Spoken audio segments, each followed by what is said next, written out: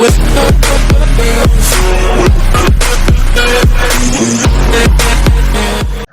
everyone, welcome to Neutron. So today we'll be doing the irrelevant statement session 3. Okay, so this is the weekly schedule of the class and you can take a screenshot of it. Okay, so here is the first statement and what does it say? 4 statements are given below labeled ABCD. One of these 3 statements are in logical order and form a coherent paragraph or passage. From the given options, choose the option that does not fit the sequence. Okay, तो हमें यहाँ पे पता करना है कि कौन सा स्टेटमेंट इरेलेवेंट है। तो उसके पहले हम लोग क्या करते हैं, पहले हम लोग उसको पढ़ के समझते हैं कि ये जो है आपका किस मैटर से रिलेटेड ये बात कर रहा है। ठीक है, तो क्या बोल रहा है, philosophers and seers since long have mull over fundamental questions regarding our existence. Okay, तो यहाँ पे क्या बोल रहा है कि जो philosophers हैं, ठीक है, या seers किसको बोलते हैं, a person who is supposed to have supernatural insights who sees visions of the future. ठीक है, जो आपका फ्यूचर देख के बताता है, ठीक है, तो उसको हम बोलते हैं seers. ठीक है, and philosophers and seers since long have mull over fundamental questions regarding our existence. ठीक है, तो बोल रहा है कि ये जो philosophers और seers हैं उनका क्या है, mull मतलब होता है कि think about it deeply. ठीक है, तो ये क्या चीज़ के बारे में think कर रहे हैं, regarding the existence. ठीक है, बहुत सारे क्वेश्चंस हैं हमारे एग्जिस्टेंस से रिलेटेड, हम कैसे जन्म हुआ हमारा, ठीक है, हम कैसे इस दुनिया में आए, ठीक है, तो इससे रिलेटेड बहुत सारे क्वेश्चंस हैं।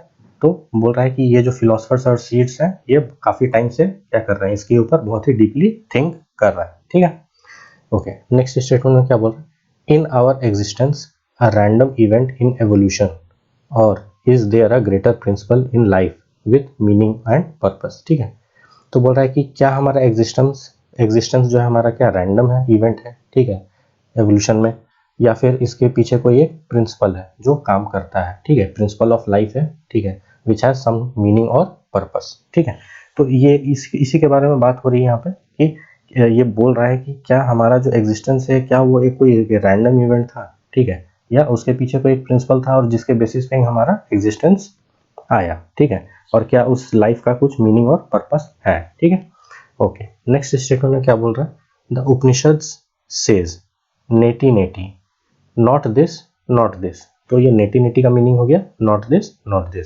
That the true meaning of our life is that something which beyond our intellectual grasp as it perhaps lies in the stillness beyond the workings of the mind. ठीक है, तो उपनिषद के बारे में यहाँ पे बात कर रहा है और क्या बोल रहा है कि जो ट्रू मीनिंग ऑफ लाइफ है, ठीक है, the true meaning of our life is that something which is beyond our intellectual grasp. ठीक है, तो जो हमारा जो लाइफ का जो मीनिंग है वो क्या है, वो इंटेलेक्चुअल मतलब हमारे सोच के परे है, ठीक है, हमारे सोचने की शक्ति से हमारा बाहर है, ठीक है, बियॉन्ड है। ठीक है, ओके, और नेक्स्ट स्टेटमेंट में क्या बोल रहा है, the inquiry has served as a catalyst. तो ये इंक्वायरी किसके बारे में बात कर रहा है, जो ये लोग जो एग्जिस्टेंस ऑफ लाइफ के बारे में जो ये लोग बात कर रहे हैं। ठीक है, तो दिस जो इंक्वायरी जो फिलोसफर्स एंड सीयर्स ने कर रहे हैं, ठीक है, जो आपका पहला स्टेटमेंट में आपका मेंशन है। ठीक है, तो क्या बोल रहा है, this inquiry has served as catalyst for evolution of ideas, philosophical and scientific क्वेस्ट्स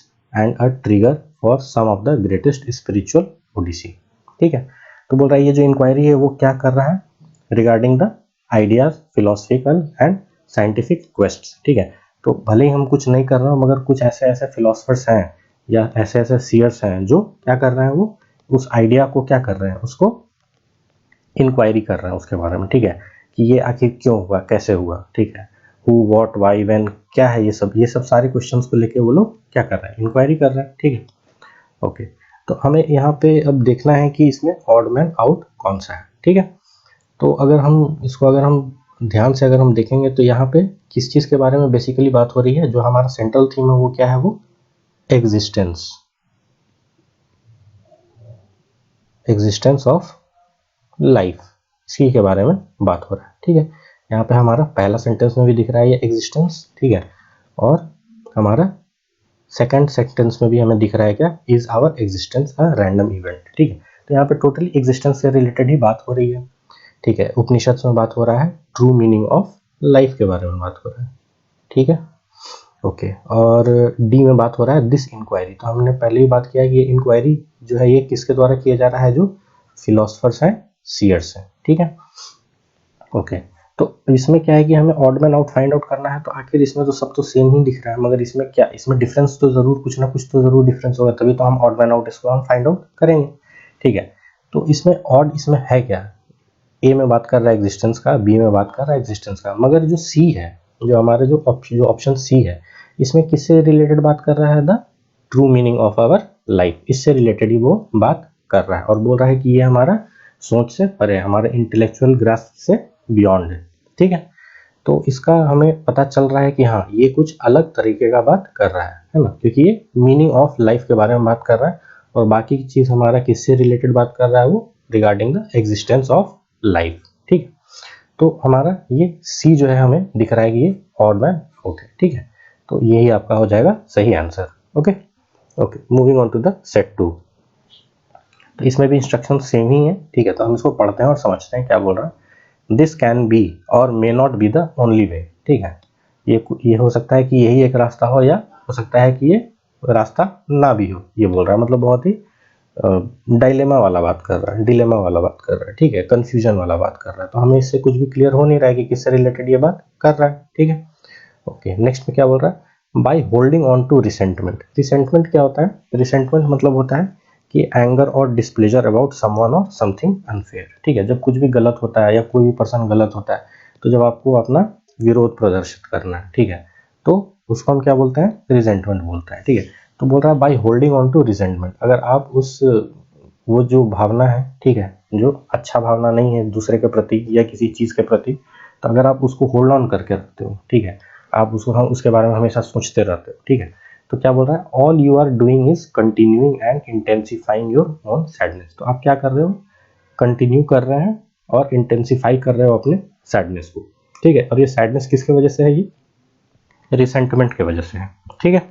okay, next statement में क्या बोल रहा है, learn to let things go, ठीक है, specially those which are unchangeable and that are in the past, ठीक है। तो क्या बोल रहा है कि लेट थिंग्स गो, मतलब कि जैसे मान लीजिए हो सकता है आपके पास्ट में कुछ ऐसा इवेंट हुआ होगा जिसकी वजह से आप बहुत ज़्यादा दुखी हो, ठीक है, और अगर आप उस चीज़ को अगर आप फोरगो नहीं करते हो, अगर आप उसको जाने नहीं देते हो, आप मूव ऑन नहीं करते हो लाइफ में, ठीक है, तो उसके वजह से क्या होगा कि आप और सैड रहोगे, है ना। और बोल रहा है कि किन चीज़ों को स्पेशली छोड़ देना चाहिए, जो चीज़ अनचेंजेबल है, जो चीज़ बदली नहीं जा सकती है, ठीक है, जो हो चुका सो हो चुका, ठीक है, और वो वैसा चीज़ जो चीज़ आपके पास्ट में है, ठीक है। तो पास्ट को हमें छोड़ के हमें प्रेजेंट में जीना चाहिए, ठीक है। ओके, नेक्स्ट स्टेटमेंट में क्या बोल रहा है, दिस फीलिंग, ठीक है, ये किस टाइप की फीलिंग की बात कर रही है, जो रिसेंटमेंट वाली फीलिंग है, इससे रिलेटेड बात कर रहा है। This feeling will eat at you from the inside and cause stress, ठीक है। अगर जैसे होता है कि आप क्या, जैसे डिप्रेशन में होते हो या आप किसी भी चीज़ की वजह से आप बहुत ज़्यादा दुखी होते हो, तो अगर आप उसको जितना ज़्यादा सोचोगे तो उसकी वजह से क्या होगा कि आप और ज़्यादा दुखी होगे, ठीक है, और उसकी वजह से क्या होगा, वो आपको स्ट्रेसफुल बना देगा आपको, ठीक है, आप स्ट्रेस्ड रहोगे हमेशा, ठीक है। तो वही बोल रहा है कि अगर आप उसको अगर नहीं छोड़ते हो तो क्या होगा, ये फीलिंग जो है आपको अंदर से खा जाएगा, ठीक है। ओके, तो हमें पता चल गया कि यहाँ पे किस चीज़ से रिलेटेड बात हो रहा है, वो टोटली जो सेंट्रल थीम है वो क्या है, वो रिसेंटमेंट है, ठीक है। ओके, और देख रहे हैं कि पहला स्टेटमेंट में कुछ भी क्लैरिटी हमें नहीं मिल रहा है, ठीक है, क्योंकि बोल रहा है दिस कैन बी और may not be the only way.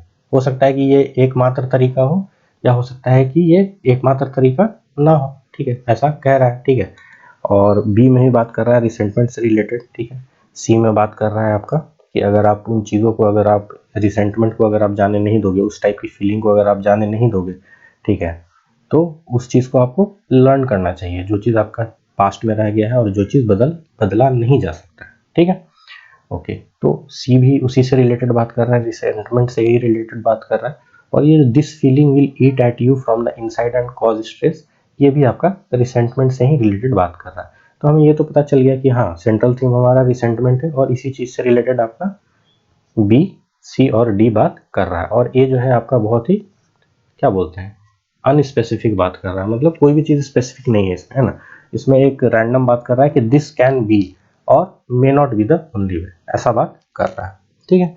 तो हमें पता चल गया कि हमारा ऑड मैन आउट कौन सा है, ये हमारा ऑप्शन ए है, ठीक है। तो आपको समझ में आ गया होगा कि हम इस पे कंक्लूजन पे कैसे हम पहुंचे।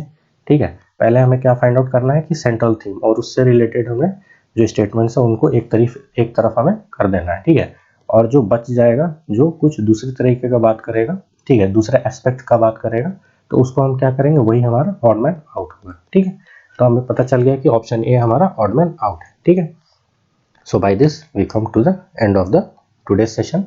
Thank you so much for your time and patience, and please do like, share and subscribe to my channel, and do not forget to press the bell icon so that you can get regular updates about my upcoming video. Thank you so much.